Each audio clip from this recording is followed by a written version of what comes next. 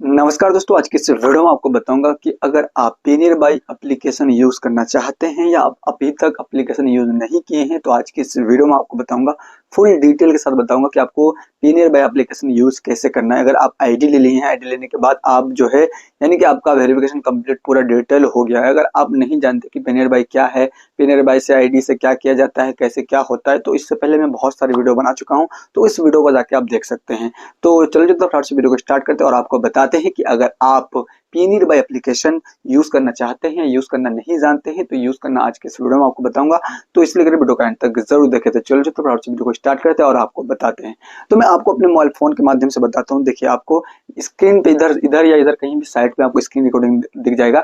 जब आपको screen recording दिखेगा तो मैं आपको बता दें कि जैसे स्क्रीन रिकॉर्डिंग दिखता है तो मैं आपको बताते हैं अपने मोबाइल फोन के अंदर, जैसे कि एक मोबाइल हमने ये मोबाइल फोन ओपन कर लिया, इस मोबाइल फोन के माध्यम से मैं आपको बताऊंगा। तो कैसे क्या करना है मैं आपको बताता हूँ। देखिए, आप मोबाइल फोन ओपन कर लेंगे। ओपन करने के बाद आप जो भी आपका पेनियर बाई एप्लीकेशन होता है, जो भी आपका पेनियर बाई एप्लीकेशन उसको ओपन कीजिएगा। पेनियर बाई एप्लीकेशन होता है उसको ओपन कीजिएगा। ओपन करने के बाद आपके पास यानी कि ये मांगेगा, यानी कि आपका अगर पासवर्ड लगा हुआ है तो पासवर्ड मांगेगा, तो उस पासवर्ड को आपको दे देना। पासवर्ड देना, लॉगिन हो जाना है।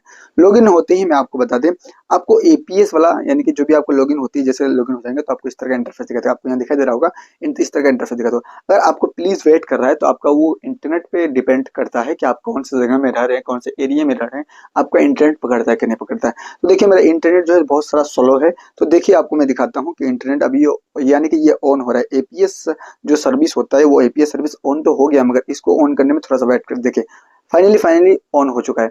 ऑन होती है आपके पास क्या होगा कि आपको 2FA यानी कि आपको यानी कि ये करना पड़ता है, वेरिफिकेशन करना पड़ता है। अगर आप नहीं किए तो करवा लीजिएगा अपना आधार नंबर डाल करके।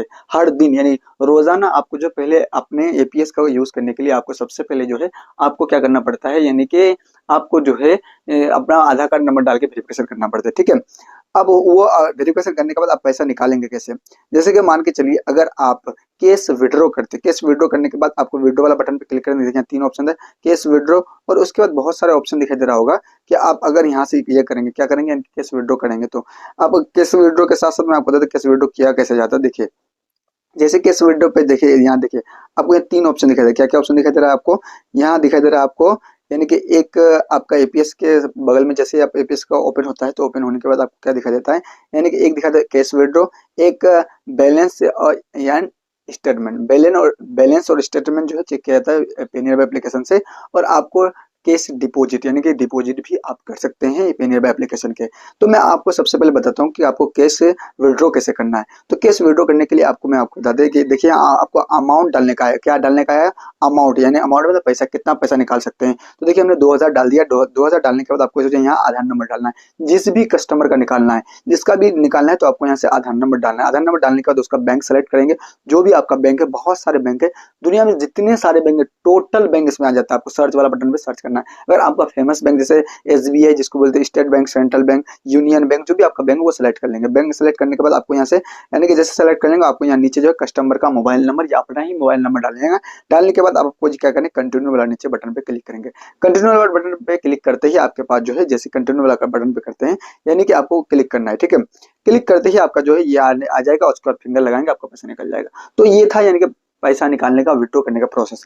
अब मैं आपको बताता हूँ किसका, मैं आपको इंक्वायरी बैलेंस चेक कैसे किया जाता है। इसमें दो चीज होता है, बैलेंस भी चेक किया जाएगा और आपका जो है ये भी किया जाएगा, स्टेटमेंट भी निकाल जाएगा। तो मैं आपको बताता हूँ, जैसे कि यानी कि आपका मोबाइल नंबर डाल के, आधार नंबर डाल करके आप बैलेंस, इंक्वायरी एंड स्टेटमेंट पे क्लिक करें। क्लिक करने के बाद कंटिन्यू वाला बटन पे क्लिक करेंगे। तो कंटिन्यू वाला बटन पे क्लिक करते ही आप जैसे कंटिन्यू वाला बटन पे क्लिक करेंगे तो आपको दो चीज दिखाई देगा। क्या क्या, मिनी स्टेटमेंट पहले सेलेक्ट रहेगा, तो मिनी स्टेटमेंट में आपको क्लिक नहीं करना, आपको इंक्वायरी बैलेंस करना है। बैलेंस इंक्वायरी यानी कि चेक करना है, तो आपको बैलेंस इंक्वायरी पे क्लिक करना है। उसके बाद यहाँ से टर्म एंड कंडीशन को एक्सेप्ट करना है। आपको बैंक दिखाई देगा, आपका आधार नंबर लास्ट का 4 डिजिट दिखाई देगा। उसके बाद यहाँ से फिंगर और आईज और फेस दिखाई देगा। तो मैं आपको बता दें, आपको जो भी आपके पास डिवाइस है, फिंगर हो या आपका आईज स्क्रीन हो या बिना फिंगर डिवाइस का भी अभी हो जाता है, फेस से जो भी आपका फीस होता है उस फेस को आप यानी कि यानी कैप्चर करके आपको पैसा निकाला जाता है, इंक्वायरी बैलेंस किया जाता है, पैसा चेक किया जाता है, पूरा डिटेल किया जाता है। ठीक है, तो आपको इस तरह का यानी कि ये निकाल सकते हैं। आपको दो चीज बता दें, कैश विड्रॉ और दूसरा मैं आपको बता दें, कैश विड्रॉ के साथ साथ हमने आपको बता दिया बैलेंस इंक्वायरी का, ये दो चीज बता दिया।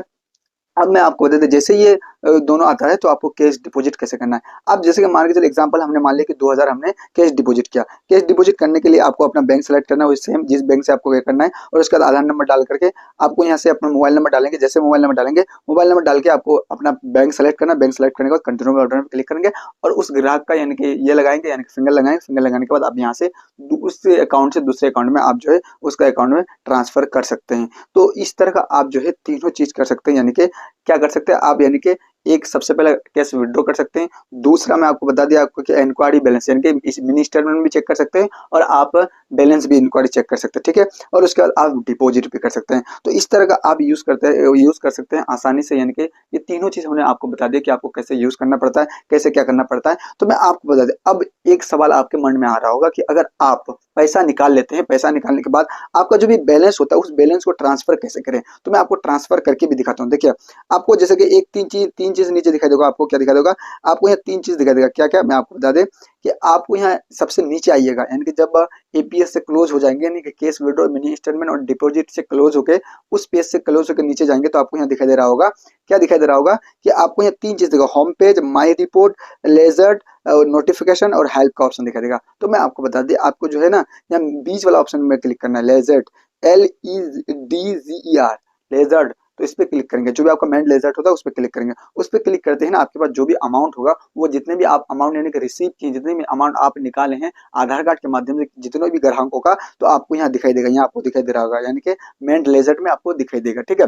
जब आपके मेन लेजर्ट में दिखाई देगा, तो आपको जो है ना वहाँ मेन लेजर्ट एक होता है, और यानी कि आपको, और एक होता है आपको अदर बैलेंस से। तो आपको मैं आपको बता दें कि सेटलमेंट लेजर्ट में जो आपको पैसा है, उस पैसे को आप यानी कि निकाल सकते हो। तो कैसे निकालना है मैं आपको बता देता हूँ। देखिए मेरे अकाउंट में अभी 3503 रुपया है। तो आपको इस रुपीज को निकालना है। निकालने के लिए आपको क्या करना पड़ेगा, आपको मूव टू बैंक करना पड़ेगा। आपको करने की कुछ जरूरत नहीं है, मूव टू बैंक करेंगे। या आपको अगर हेल्प बटन पे आएंगे, तो आपका डिस्ट्रीब्यूटर का नाम, आपका यानी कि आपका सेल्स मैनेजर का नाम, और आपका जो पेनियर बाय एप्लीकेशन का कस्टमर केयर का नाम होगा वो दिखाई देगा। तो आपको मैं हेल्प में नहीं जाना, आपको वही मेन लेजर पे जाके आपको क्या करना पड़ेगा, मेन लेजर पे जाके मूव वाला बटन पे क्लिक करेंगे, मूव टू बैंक करना पड़ेगा ना। बैंक अकाउंट में आप लीजिएगा ना, तो आपको क्या करना पड़ेगा, सेटलमेंट लेजर में जाके आपको मूव टू बैंक, मूव पे क्लिक करना, मूव लिखा रहेगा। मूव पे क्लिक करने के बाद आपको टोटल ट्रेड बैलेंस दिखाई देगा, और आपके पास टोटल बैलेंस है, आप जितना आपके पास है उतना दिखा देगा। उसके बाद आपको कितना अमाउंट यानी कि आपको यहाँ से निकालना है, यानी कि तो मैं जितना रुपया उतना ही निकालना है, 3503 निकालना है। और उसके बाद अब आपको इतना निकालने के बाद आपको यहाँ से बैंक सेलेक्ट करना है। बैंक सेलेक्ट करने के बाद मैं आपको बता दें, ये मेरा बैंक पहले से ऐड किया हुआ है। अगर बैंक आप ऐड करना नहीं चाहते तो ऐड वाला बटन पे क्लिक करेंगे, बैंक ऐड वाला बटन पे क्लिक करते ही आपको जो IFSC कोड और आपका यानी कि बैंक होल्डर का नेम डालने के बाद आप जो है बैंक ऐड कर लेंगे। अगर नहीं देखें तो आपको यानी कि इसके बाद एक वीडियो बना दूंगा कि आप बैंक ऐड कैसे कर सकते हैं। तो देखिए मेरा बैंक ऐड किया हुआ, ऐड करने के बाद आपको यानी कि फास्ट IMPS, यानी कि IMPS करेंगे तो आपका फास्ट ट्रांजेक्शन होगा आपका अकाउंट में। अगर आपका यानी कि NFT करेंगे तो आपका लो होगा। तो इसलिए IMPS चूज करके आप कंटिन्यू वाला बटन पर क्लिक करेंगे। क्लिक करते ही आपका देखिए सक्सेसफुली मेरा जो है 3503 जो है मेरा, यानी कि क्या हो चुका है मेरा, यानी कि आपका यानी कि सेटलमेंट हो चुका है। अब कुछ देर यानी कि कुछ देर में 2 से 4 मिनट के अंदर आपका जो है पैसा यानी कि आपके अकाउंट में पहुंच जाता है, बहुत ही फास्ट पहुंच जाता है। देखिए मेरे मेन डिजिट में एक भी रुपया नहीं है, मैं पूरा टोटल रुपीस निकाल लिया हूँ। तो इस तरह का जो है आप यानी कि जो भी आप पैसा निकालते हैं उस पैसे को आप आसानी से जो है क्या कर सकते हैं, आप यानी कि आप इसको सेटलमेंट कर सकते हैं, अपने अकाउंट में ले सकते हैं। तो पूरा डिटेल बता दिया, आप पैसा कैसे निकाल सकते हैं, पैसा कैसे स्टेटमेंट चेक कर सकते हैं, और आप कैसे यानी कि मैं आपको बता दें कि आप डिपॉजिट कैसे कर सकते हैं, और जो पैसा आप निकालें उस पैसे को आप अपने बैंक अकाउंट में ट्रांसफर कैसे कर सकते हैं। पूरा डिटेल आज के इस वीडियो में आपको बता दिया। तो आई होप कि वीडियो आपको पसंद आया होगा। अगर वीडियो पसंद आया तो वीडियो को लाइक करके चैनल को सब्सक्राइब जरूर कीजिएगा। फिर मिलते हैं नेक्स्ट वीडियो में, तब तक के लिए जय हिंद, जय भारत।